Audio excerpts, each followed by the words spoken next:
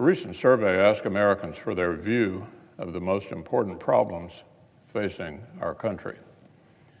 Of course, we know what Washington Democrats view as their top priority. President Biden and Senate Democrats have been actually shouting at the American people that an evil, racist, anti-voting conspiracy will destroy democracy forever unless Democrats get total one-party control of the entire government starting next week.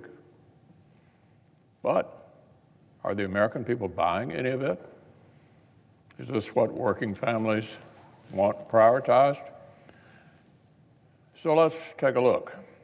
In a recent survey, Gallup asked citizens for their priorities, what they thought we ought to be doing. Do you know what share of Americans said election law? Less than 1/2 of 1%. 1/2 of 1%. Nobody in this country is buying the fake hysteria that democracy will die unless Democrats get total control. Here's what people do care about. The top response at 21% was poor government leadership. About a year into the Biden administration, the American people's single greatest concern is bad leadership. And when you dig into the other issues, you can see why. Some of the next largest concerns were either general economic problems or inflation and rising costs in particular. And no wonder. No wonder. New figures just yesterday show our country continues to experience the worst inflation in 40 years. 40 years. Gas prices are nearly $1 higher than a year ago. Grocery prices are up 6.5%. And across the economy, inflation has exceeded 5% every month for 7 straight months. There's no working family that's not been hurt directly by this.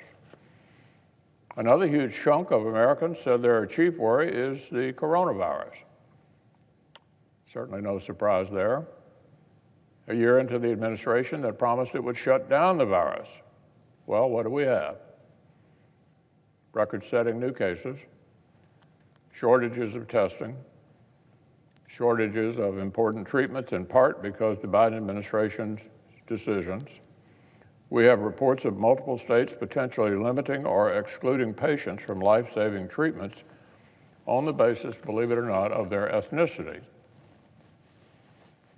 And still, 2 years into this, notwithstanding abundant vaccines and a milder variant, we have big labor bosses in big cities permitted to lock vulnerable kids out of the classroom.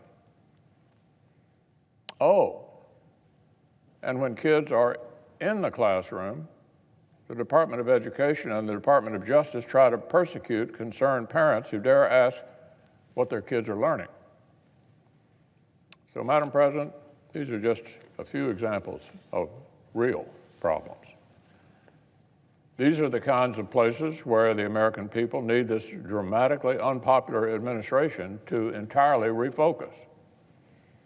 Yesterday, a new poll indicated that 33% of Americans approve of the president, 33%. When he was inaugurated and pledging to govern for all Americans, to heal and unite the country, this White House enjoyed impressive approval ratings.